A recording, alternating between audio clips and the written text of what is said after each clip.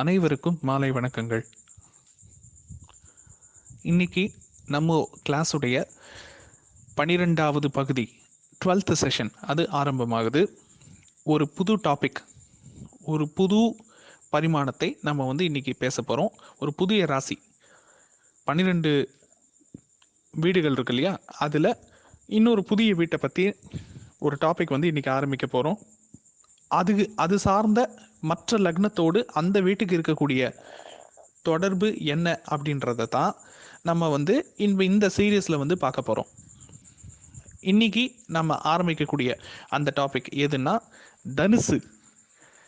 தனுசு என்கின்ற பாவம் நம்ம 11 லக்னத்தோடு, இன்க்ளூடிங் தனுசு லக்னம் அதோடு சேர்த்து மற்ற 11 லக்னத்தோடு எவ்வாறெல்லாம் அது தொடர்பு கொள்கிறது, எப்படியெல்லாம் அது கனெக்ட் ஆகுது, அப்படி கனெக்ட் ஆகும் பொழுது அது ஏற்படுத்தக்கூடிய தாக்கத்தை பற்றியும், அது சொல்லக்கூடிய பலன்களை பற்றியும், அது ஏற்படுத்தக்கூடிய விளைவுகளை பற்றியும் தான் நம்ம ஒவ்வொரு பதிவாக பார்க்க போகிறோம் தொடர்ந்து.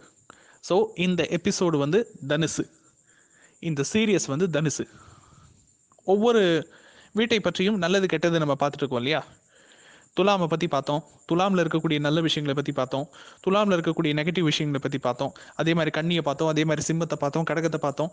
ஒவ்வொரு வீட்டை பற்றியும் நம்ம பார்த்துட்டே வந்தோம் இல்லைங்களா.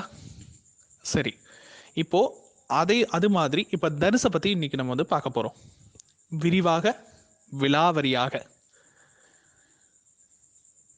ஏன்னா தனுசு என்பது உங்களுக்கே தெரியும், காலபுருஷனாகிய மேஷத்துக்கு 9ஆம் பாவம்.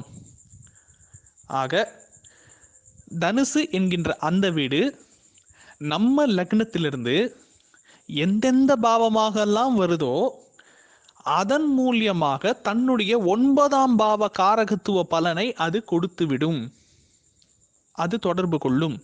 இது கான்செப்ட். இப்போ இதை பற்றி தான் நம்ம டீட்டெயிலாக இந்த கிளாஸில் பார்க்க போகிறோம்.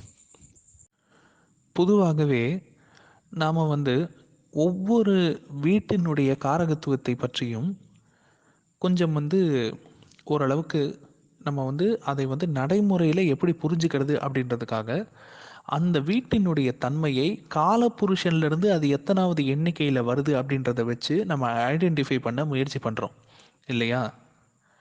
அதுபோல் துலாமை காலபுருஷனுக்கு 7ஆம் பாவம் அப்படின்றதுனால மனிதர்களை படிப்பதற்கு, உலகத்தை புரிந்து கொள்வதற்கு, உறவுகளை பக்குவப்படுத்துவதற்கு உதவக்கூடிய பாவம் அப்படின்னு நம்ம படித்தோம்.